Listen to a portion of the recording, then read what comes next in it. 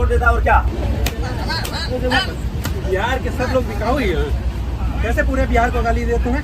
अरे बिहार में सब लोग बिकाऊ है बा। गाली कैसे दिया तूने पूरे बिहार को? तू दारू बांटने गया था, मुर्गा बांटने गया था, 500 रुपया बांटने गया था। बोला कैसे? हम थोड़ी बोल रहे हैं, प्रशांत किशोर जो बोलता है वही नहीं बोल रहे हैं हम। तू जाके प्रशांत किशोर की अम्मा को बोल कि उसने मुर्गा खा के वोट दिया, उसके बाप को बोल कि उसने दारू पी के वोट दिया, उसकी बीवी को बोल कि तुमने 500 रुपया लेकर वोट बेचा है। बोल सकता है? लेकिन तू रोज हमारी सभाओं में आके बोल रहे हैं इस हरामखोर ने हम बिहारियों का नाम इतना खराब कर दिया कि जिसे देखो वही आके गाली देके चला जाता है। पहले बिहारी मतलब ईमानदार होता था, लेकिन अब बिहारी मतलब बिकाऊ बना दिया इसने। आजकल मेरे दोस्त मुझसे पूछते हैं कि यार तुम बिहारी लोग सच में दारू पी के मुर्गा खा के वोट दे देते हो क्या? तो शर्म से सर नीचे झुक जाता है। ये बात पूरे बिहार को शर्म से डुबा देने के लिए काफी है कि एक व्यक्ति जिसे बहुत पढ़ा लिखा कहते हैं, बहुत बड़ा रणनीतिकार कहते हैं, हार्वर्ड में लेक्चर देने वाला कहते हैं, वो एजुकेटेड इडियट बिहार में आके महात्मा गांधी और बाबा साहब अम्बेडकर की फोटो लगाकर मंच पे खड़े होकर सरेआम हमारी माँ बहन बेटियों को गाली दे रहा है। और हम जैसे मूर्ख लोग खड़े होकर ताली बजा रहे हैं। क्यों बजा रहे हैं मालूम नहीं, गाली क्यों सुन रहे हैं मालूम नहीं, हमारी गलती क्या है मालूम नहीं। यानी कि पूरा का पूरा बिहार में भेड़ चाल चल रहा है। और उसकी बेशर्मी देखिए, इसी को जन सुराज कहता है। जन सुराज यानी कि जनता का सुंदर राज। आपको भी चाहिए ऐसा जनता का सुंदर राज जहाँ एक पढ़ा लिखा जाहिल भरी सभा में खड़ा होकर पूरे बिहार को गाली देता हो? नहीं भैया, बिहार की ये दुर्दशा देख के मुझे तो ऐसा लगता है कि हम बिहारियों का आत्मसम्मान ही मर चुका है। अगर आप बिहारी हैं और आपका आत्मसम्मान जिंदा है तो उसे जगाइए और इस पढ़े लिखे जाहिल को जूता मार के भगाइए, वरना आपके बच्चे भी आपका सम्मान नहीं करेंगे। क्योंकि जिन बच्चों के सामने आप भरी सभा में गाली सुनकर घर चले आते हैं, वो ये बात मान चुके हैं कि आप बिकाऊ हैं। लेकिन प्रशांत किशोर तो अपनी सभाओं में महिलाओं का सम्मान करता है ना। ऐसा सम्मान करते हैं उनका बिकाऊ बोल के। एक तरफ इस देश में हम जहाँ यत्र नार्यस्तु पूजन्ते रमन्ते तत्र देवता की बात करते हैं, वही ये डेली बिहार की करोड़ों महिलाओं को गाली दे रहा है। आखिर ये कौन सी विचारधारा है गांधी और अंबेडकर की जिससे वो आगे बढ़ा रहा है? और इतनी गाली फजीयत देने के बाद हमें सिखा के क्या जा रहा है? यही कि दूसरे पार्टी के नेता अगर 2000 रुपया दे तो रख लेना, लेकिन वोट अपने बच्चों के लिए देना। मतलब समझ में आ रहा है आपको बिटवीन द लाइन्स क्या कह रहे हो? ये क्या कह रहा है? यही कि 2000 रुपया इसलिए रख लेना ताकि अगर वो चुनाव हार जाए तो अगली बार आके आपको गाली दे सके कि तुम तो बिकाऊ हो, तुम्हारी कोई औकात नहीं है, तुमने 2000 रुपया लेकर वोट बेच दिया। और वोट अपने बच्चों के लिए देना मतलब इनडायरेक्टली मुझे देना। मुझे क्यों देना? क्योंकि हमें लगता है कि प्रशांत किशोर बिहार में फैक्ट्री लगवाएगा, रोजगार लगवाएगा, लेकिन प्रशांत किशोर की इसके पीछे लूट समझ में नहीं आ रही है। हमें बिहार में फैक्ट्री समझ में आ रहा है, रोजगार समझ में आ रहा है, लेकिन इसके पीछे प्रशांत किशोर की लूट समझ में नहीं आ रहा है। आपको मालूम है प्रशांत किशोर पूरे बिहार को लूटने का प्लान बनाकर बैठा है। डिसेंट्रलाइज क्राउड फंडिंग के माध्यम से हजारों करोड़ लूटने का प्लान बनाकर बैठा है। और आप जैसे भोले भाले मजदूर लोग उसे फैक्ट्री के नाम पे, बिहार में रोजगार के नाम पे 100, 200, 500, 1000 उसके खाते में डालेंगे। क्यों डालेंगे? क्योंकि आपको लगता है कि प्रशांत किशोर बिहार में फैक्ट्री लगवाएगा। भैया कुछ नहीं लगवाएगा वो। बिहार में उसकी सरकार बने या ना बने, बिहार में फैक्ट्री लगे या ना लगे, बिहार में पलायन रुके या ना रुके, आपको रोजगार मिले या ना मिले, लेकिन वो बिहार से हजारों करोड़ रुपया लूट कर ले जाएगा, ये पक्का है। आपको मालूम है अभी उसकी महीने की कमाई 40 लाख रुपया है।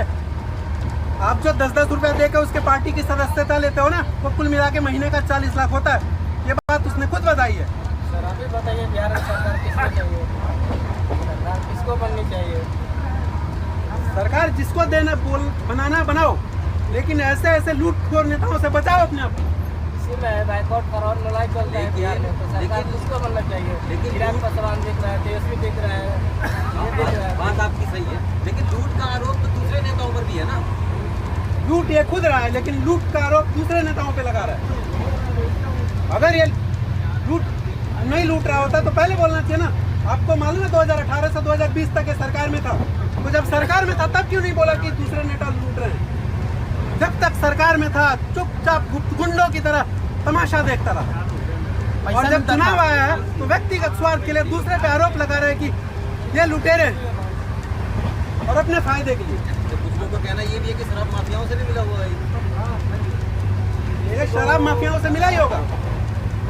मुझे तो कई बार ऐसा लगता है कि ये शराब माफियाओं का एजेंट है जो शराब कंपनियों से हजारों करोड़ की फंडिंग लेकर बिहार में शराब चालू करने के लिए एड़ी चोटी का जोर लगा रहा है। आपको मालूम है अगर बिहार में शराब चालू हो गया तो सबसे ज्यादा अपराध होगा, फिर से अपराध बढ़ जाएगा और इसकी कीमत उन सारी महिलाओं को चुकानी पड़ेगी, उन निर्दोष महिलाओं को जिन्होंने नीतीश जी को वोट देकर बिहार में शराबबंदी करवाई थी, जो पीड़ित थी, प्रताड़ित थी। लालू प्रसाद यादव और इनके संबंध के बारे में क्या कहेंगे? देखो पहले लालू जी को चोर कह रहा है, अब कह रहा है लालू जी को चोर। जब चोर नहीं थे 2015 में जब सरकार बनवाई इसने, जब चोर थे तो लालू जी की सरकार क्यों बनवाई? भाई था लालू जी का चोर, जब चोर है तो उनकी मदद क्यों किया? चोर की मदद कौन करता है भाई? चोर तो चोर चोर, मौसेरा भाई तो जो खुद चोर है वो बिहार का विकास करेगा? कभी नहीं। तो आप बताइए कि प्रशांत किशोर ईमानदार नहीं है, आपके कहने का मतलब ये है? ईमानदार नहीं, एक नंबर का बेईमान है। अगर ईमानदार होता तो जब सरकार में था तब खुलासा करता कि ये नेता चोर है, लेकिन जब तक सरकार में था गुप्त गुंडों की तरह चुपचाप रहा, बोला कुछ नहीं। और जब चुनाव आया तो बोल रहा है कि ये नेता चोर है। ये अपने स्वार्थ के लिए, अपने व्यक्तिगत फायदे के लिए और उनके नुकसान के लिए ये सब मुद्दा उठा रहा है। नहीं ठीक है, पर आपको क्या लगता है कि प्रशांत किशोर क्या है? वो बहरूपिया है एक नंबर का, अपने फायदे के लिए किसी का भी नुकसान उठा कर सकता है। सर बताइए बिहार में सरकार तब अरे किस तरह का ₹1 भैया? लेकिन मेरा सवाल ये है कि वो तो बिहार की सभी एक फैमिली को 20-20 लाख रुपए का लाभ कार्ड देने की बात कर रहा है। भैया ये लाभ कार्ड सबसे बड़ा धोखा है। आपको मालूम है बिहार में तेजस्वी लाया था माई बहन योजना, माई बहन सम्मान योजना, जिसमें 2500 प्रत्येक महिला को दिया जाना था। तो प्रशांत किशोर उसका मजाक उड़ाते हुए कहता है कि 2500 का बजट, इतना बजट ही नहीं बिहार सरकार के पास। जब 2500 का बजट नहीं है प्रत्येक महिला को देने के लिए, तो 20,000 प्रत्येक परिवार को देने के लिए बिहार सरकार के पास बजट है। लूट के देगा। सही बात है, सब मूर्ख बनाने का धंधा है, वोट लूटने के लिए झांसा दिया जा रहा है। ये मुझे ये बताइए कि प्रशांत किशोर का समर्थन करने वाले मुसलमान हैं, वो क्यों करते हैं? आपको मालूम है जब मुसलमानों की सभा में जाता है तो वहाँ चुपचाप कुछ नहीं बोलता। पहले हिंदुओं की सभा में जाता है तो वहाँ मुर्गा की बात करता है, दारू की बात करता है, लेकिन जब मुसलमानों की सभा में आता है तो वहाँ पे पहले दाढ़ी बढ़ाता है, फिर टोपी लगाता है, उसके बाद में गमछा लगाता है, फिर वहाँ पे हदीस की बात करता है, कुरान की बात करता है, पैगंबर की बात करता है, मोहम्मद की बात करता है। लेकिन ये बात मुसलमानों को कभी नहीं बताता कि इस्लाम में शराब हराम है और इसकी सरकार बनते ही सबसे पहले शराब चालू कर देगा।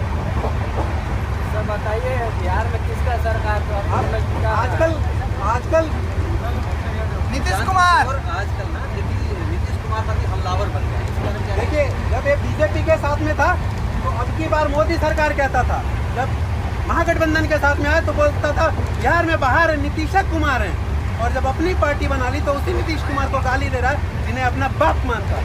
मतलब बिना पहनी का लोटा। चाचा तो इधर से उधर ये आ जाता है। जो आदमी अपने बाप का नहीं हुआ वो आपका होगा? कभी नहीं, कभी नहीं। ऐसे नमक हराम को न वोट देंगे न नोट देंगे, और दोबारा अगर गाली दिया तो ठोक देंगे। ठोकने से याद है कि आजकल मुसलमानों की सभा में जाके योगी जी को ठोकने की बात कर रहे हैं। अब आप मुझे बताइए इस देश के लिए खतरा कौन है? जो सबका साथ सबका विकास कर रहे हैं वो, या ये जयचंद जो 40% हिंदुओं को तोड़कर 40-20% मुसलमानों को जोड़कर हिंदुओं के यानी कि योगी जी को ठोकने की बात कर रहे हो? जयचंद ये है, इसको पहचानिए। ये वही है जो CAA NRC का विरोधी है, ये वही है जो वक्फ बोर्ड बिल का विरोधी है, ये वही है जो JNU वाले गद्दार में इसको काबिल नेता दिखाई देता है, ये वही है जो भारतीय सेना को बलात्कारी कहने वाले गद्दार में इसको काबिलियत दिखाई देती है। ऐसे जयचंदों से सावधान क्या रहिए। चाहते हैं?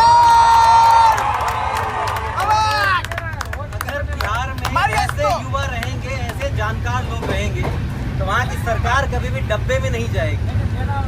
अरे भैया देखो कितना दिक्कत होता है जाने में। आपका मैसेज क्या है लोगों के लिए? आप क्या कहना चाहते हैं? देखिए बिहार में विकास होना चाहिए, लेकिन इन शर्तों पे नहीं कि हिंदू मुस्लिम बांट दिया जाए, हिंदुओं को हिंदुओं से बांट दिया जाए, इस शर्त पे कभी विकास नहीं होना चाहिए। उसमें तो जनगणना हो गया, उसमें तो मालूम पड़ गया कौन सा कितना है।